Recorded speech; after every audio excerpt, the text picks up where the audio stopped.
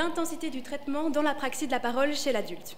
Donc l'apraxie de la parole, c'est un trouble de la programmation motrice acquis qui va donc affecter l'articulation et c'est souvent après un AVC ou un trouble neurologique. Donc c'est vraiment acquis, c'est pas développemental. Alors ici, ce sont 5 études de cas qui vont analyser les effets de l'intensité de la thérapie, donc la fréquence des séances, sur les performances d'adultes atteints d'apraxie de la parole. Alors, il y a déjà eu des études antérieures qui ont été faites sur les enfants et ils ont montré qu'une thérapie plus intense par rapport à une thérapie plus traditionnelle, moins intense, apportait de meilleurs résultats. Et ici, pour les adultes, il y a déjà eu une étude antérieure. Il n'a pas montré de différence entre les deux thérapies, mais il y avait quelques biais. Donc ici, ils ont essayé vraiment de faire une méthodologie plus rigoureuse et plus approfondie. Donc la question de recherche, c'est voilà, pour un adulte atteint d'apraxie de la parole, est-ce que c'est plus efficace de leur proposer une thérapie plus intense, comme c'est le cas pour les enfants, ou au contraire une thérapie plus traditionnelle et moins condensée? Alors justement, la thérapie traditionnelle, elle dure 9 semaines, avec 3 heures par semaine, donc 27 séances au total. La thérapie intense, c'est ramené à 3 semaines, mais donc avec 9 heures par semaine, et également 27 séances au total. Alors au niveau des participants, ils ont pris 5 hommes âgés de 44 à 64 ans. Ils ont tous eu un AVC qui a ensuite amené une apraxie de la parole et aucun n'avait encore eu de prise en charge avant celle qu'ils ont ici pour l'étude. Et ils ont tous reçu les 2 types de thérapie, la thérapie intense et la thérapie traditionnelle, avec à chaque fois 2 semaines de latence entre les deux. Et ils commençaient soit par la traditionnelle, soit par l'intense, ça s'était choisi dans un ordre aléatoire. Alors moi, je vais un petit peu vous expliquer ce que c'est concrètement que la thérapie qui a été utilisée dans l'étude, donc la Speech Production Therapy. Donc c'est une thérapie basée sur l'articulation qui a déjà fait sa preuve dans la littérature, qui est en 5 étapes et qui utilise plusieurs techniques qu'on va un petit peu vous expliquer. Est-ce que ça apparaît? Oui. Alors tout d'abord, il y a le modelage, donc c'est une technique qui consiste à bombarder le patient avec les cibles à produire, qui est utilisé dans beaucoup de prises en charge différentes. Par exemple, avec les enfants, on va beaucoup les stimuler d'abord avec le jeu, avec les cibles à produire. Par exemple, c'est le chat de la maman, le chat du papa, pour travailler la morphosyntaxe. Et petit à petit, le patient est de moins en moins passif et ça va être allié avec la répétition. Donc voilà. Puis il y a aussi les exercices de contraste qui vont beaucoup être utilisés. Ça consiste à jouer avec les paires minimales afin de bien préciser l'articulation, par exemple avec les mots moule, boule et poule, qui ne diffèrent que d'un seul phonème. Ils vont faire du repérage orthographique aussi. Donc, par exemple, si le patient se trompe et qu'il dit moule au lieu de poule, le logopède va écrire P sur une feuille et va lui montrer et va lui préciser, voilà, quand on dit poule, c'est P et avec un P, et donc le fait de voir la lettre va peut-être aider le patient à prononcer correctement. C'est de la pratique répétée, donc ils doivent répéter énormément les mêmes items, les mêmes exercices, répéter, répéter, répéter. Et ils utilisent des feedbacks verbaux également. Donc au début, après chaque production du patient, le logopède va fournir un feedback, et puis il va y avoir un estompage, et au fur et à mesure, il va en donner de moins en moins souvent. Alors comment est-ce que cette méthode est organisée finalement? Pour chaque patient, les auteurs ont identifié 3 sons cibles qui vont être travaillés avec eux selon leurs difficultés. Donc par exemple, pour le premier patient, voilà ce qui a été travaillé avec lui. Pour chaque son, 10 items vont être travaillés.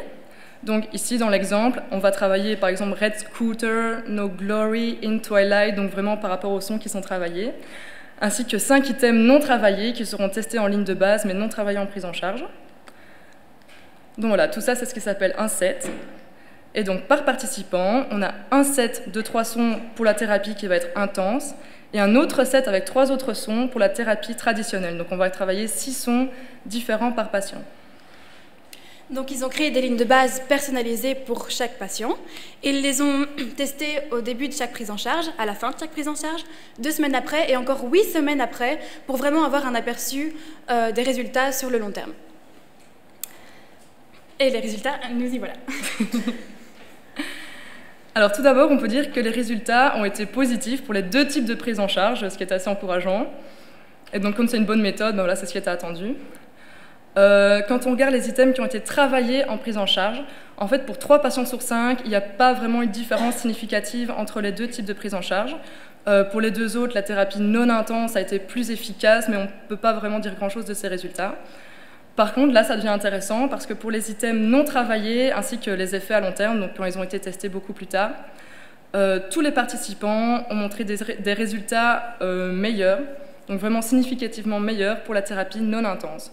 Voilà, pour vous illustrer tout ça, on va vous montrer le graphique du participant 2, mais on aurait pu vous montrer n'importe quel participant.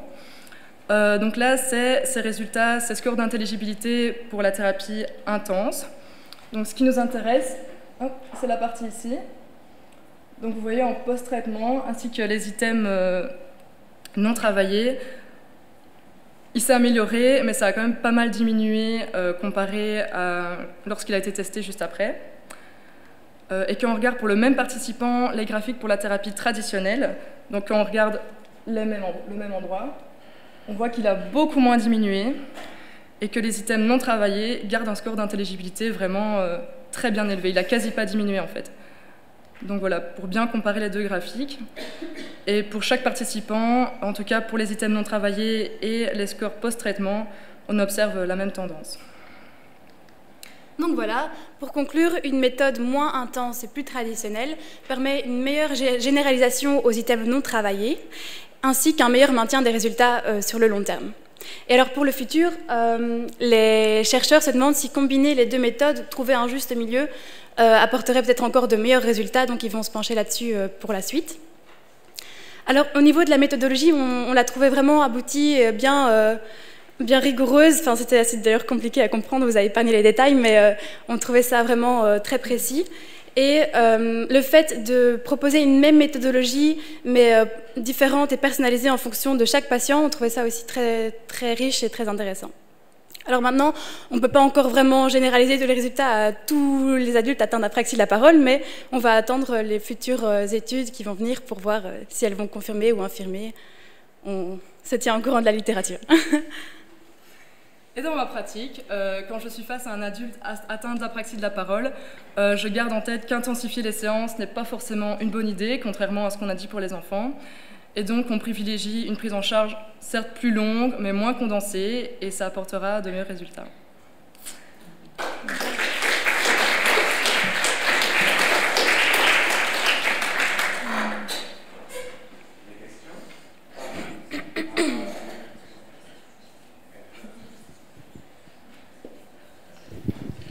Plus un commentaire, parce que je pense que vous comparez avec l'enfant, mais dans la littérature adulte aussi, on va dans le sens de l'intensité. Donc, ces résultats-ci sont différents de ce qui est aussi constaté dans la littérature, oui, et de ce qui est pratiqué.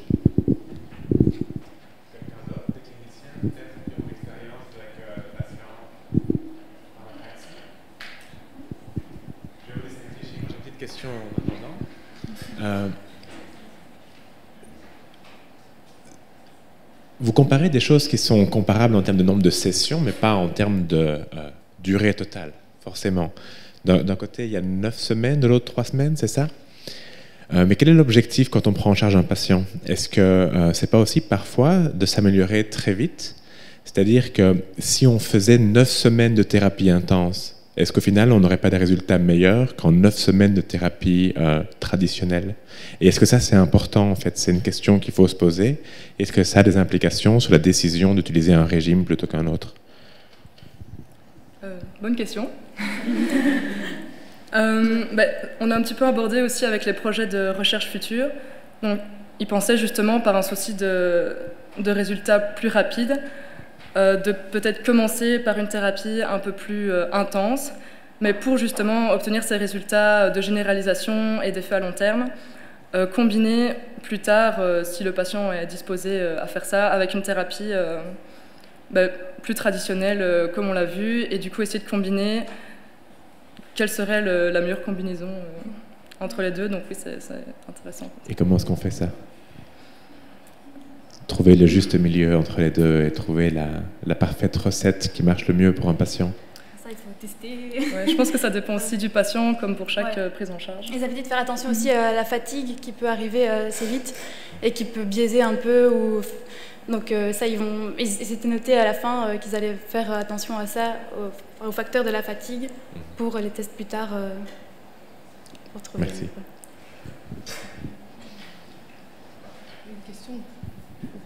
Une question, mais qui est plus une interrogation. Dans beaucoup de cas d'apraxie de la parole, ce sont des patients aphasiques, par ailleurs.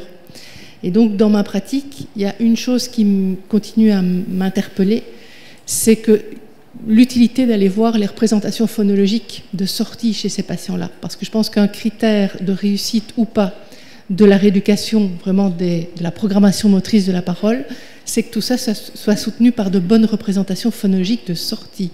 D'accord ? Et donc, je pense à un cas particulier chez nous qui a une énorme apraxie de la parole au point où il ne dit plus rien, donc quasi une alartrie pure.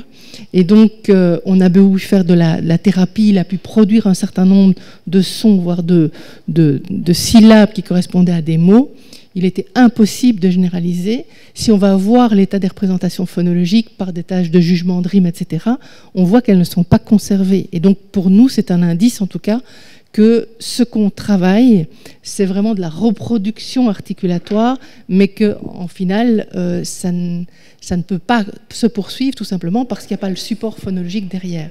Donc, moi, ça me paraîtrait important de vérifier ce genre de choses avant de commencer une thérapie, ne fût-ce que pour avoir des critères de sélection de l'un ou l'autre de vos paradigmes, mais aussi pour savoir si avant, il ne faut pas travailler les aspects phonologiques avant ou en même temps que l'aspect moteur de la parole. Ouais, si vous voulez super rajouter. intéressant. C'est vrai que là, on s'est concentré vraiment sur le côté apraxie, articulation et tout, mais on ne fait que... D'office, c'est important aussi ce que vous dites, et on n'en a pas parlé parce que sinon on allait prendre trop de temps, on avait juste 8 minutes, mais oui, bien sûr.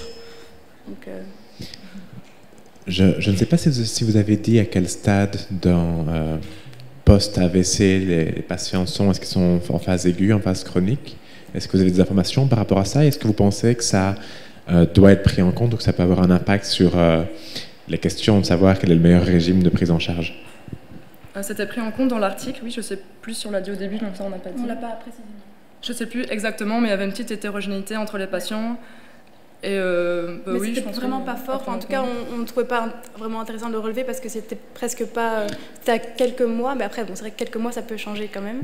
Ma question n'était pas par rapport à la différence entre les patients. C'est est-ce que les patients, de manière générale, étaient pris en charge ici très rapidement après leur accident vasculaire ou plutôt plusieurs années après? Est-ce qu'on parle du meilleur régime de prise en charge chez des patients qui sont en phase aiguë ou le meilleur régime pour les patients qui sont en phase chronique? Je pense que c'était assez aigu encore. Enfin, comme ils n'avaient pas eu de prise en charge ni rien avant, ils les ont pris assez tôt. Ouais. Oui, Okay. je confirme, Charlie. Ok, merci beaucoup. Merci. Merci.